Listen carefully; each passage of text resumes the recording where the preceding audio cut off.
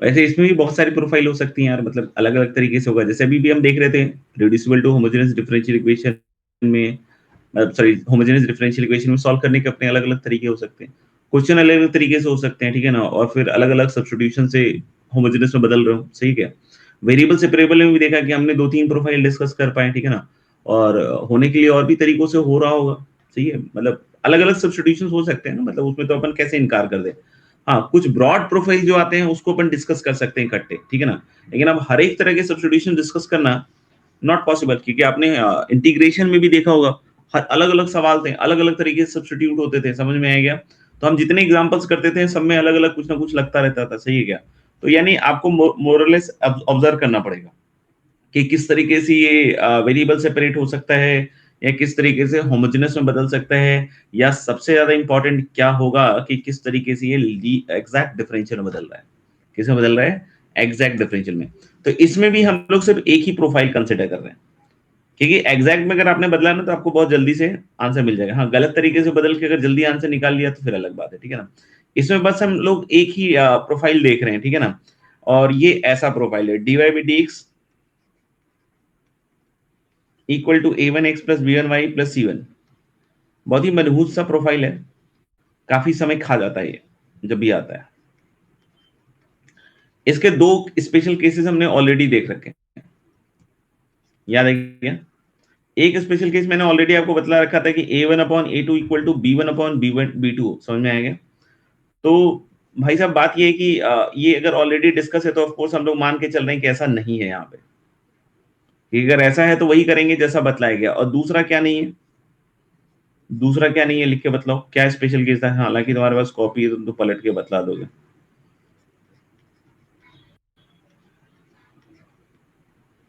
अच्छा a2 minus b1 equal to 0।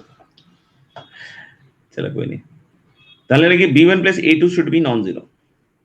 तो ये दोनों स्पेशल प्रोफाइल पहले ही हैंडल करना सिखा दिया गया है कि अगर a1 upon a2 equal to b1 upon b2 हो तो a1 x plus b1 y या a2 x plus b2 y में से किसी एक को z वगैरह मान के आप प्रोसीड कर सकते हैं। और b1 plus a2 equal to zero में डायरेक्टली क्या करते हैं अपन?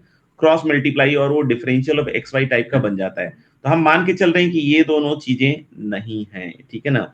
अब हम लोग बोल रहे हैं जनरल कैसे इसको सॉल्व करना है। तो जनरल सॉल्व करने के लिए हम लोग क्या कहते हैं कि इसमें इसको होमोजेनस डिफरेंशियल इक्वेशन में बदलते हैं। अब बोलोगे सर होमोजेनस डिफरेंशियल इक्वेशन में कैसे बदलते हैं? तो लगे होमोजेनस डिफरेंशियल इक्वेशन में बस यहाँ पे एक ही मतलब दिक्कत दिख रही है। क्या दिख रही है ऊपर दिक्कत? इधर तो एक ही डिग्री का चल रहा है एक्स और वाई, ठीक है ना? C1 लफड़ा कर रहा है, और इधर कौन लफड़ा कर रहा है? C2।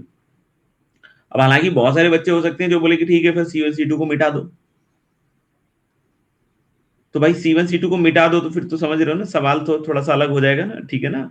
तो लेकिन मिटाएंगे, लेकिन कायदे से, अलकायदे से नहीं, ठीक है ना? मिटाएंगे लेकिन कायदे से, सही है क्या?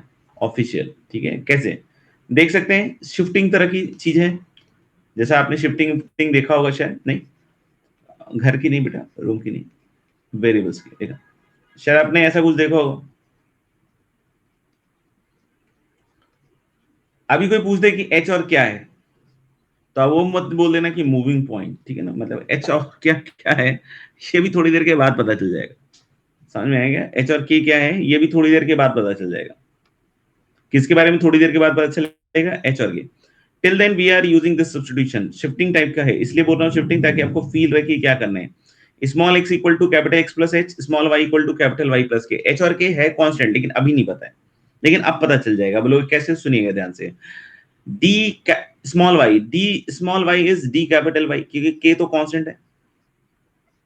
D small x is d capital X, d small y is d capital Y and d small x is d capital X. और इधर कितना आएगा? a1 इंटू कितना आएगा? X plus H plus b1 क्या आएगा? y प्लस के,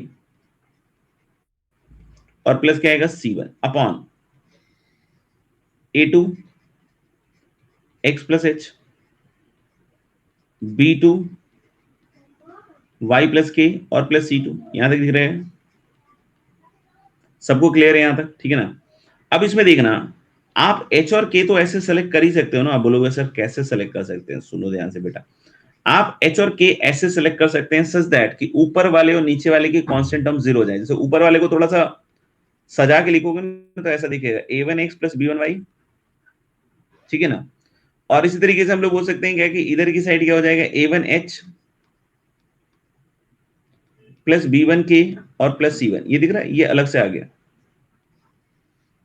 और ऐसे ही डिनोमिनेटर में लिखोगे तो a2x प्लस b2y, और प्लस दिख रहा है कि आपको a2h plus b2k plus c2।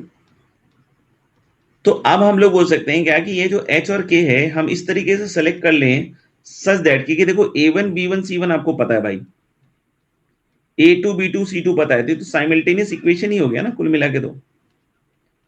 तो इससे हम h के निकाल सकते हैं। यहां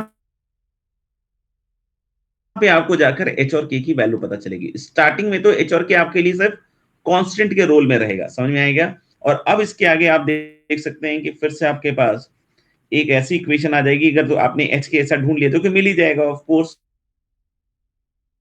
तो बोल सकते हैं डिफरेंशियल इक्वेशन में बदल जाएगा, समझ में आएगा। कोई बोले कि नहीं सर ये मान लीजिए पैरेलल लाइन वाले टाइप का हो गया तो नहीं मिलेगा, तो जब ये पैरेलल वाला होगा ना तो a1 upon a2 equal to b1 upon b2 हो जाएगा।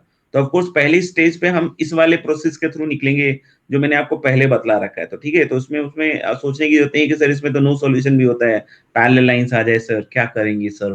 तो बेटे पहले ही बतला गया है कि a1 upon a2 equal to b1 upon b2 कैसे हैंडल करते हैं, ठीक है बेटा। तो इसके आगे आपको ये होमोजेनस डिफरेंशियल इक्वेशन मिल गया। यहां से h कॉमा k निकल जाएगा, आपको समझ में आ रहा है क्या। अब क्या करना है, जब आपके पास यहां से सॉल्यूशन आएगा तो कैपिटल X कैपिटल Y में आएगा। कैपिटल X कैपिटल Y से दोबारे से आपको स्मॉल x स्मॉल y में पटकना पड़ेगा। कैसे, capital X equal to small x minus h और capital Y equal to small y minus k, and after this journey you must have known the value of h and k while solving the two equations simultaneously, okay। तो ये ऐसे होगा। कोई लिखना चाह रहा हो तो बतलाओ।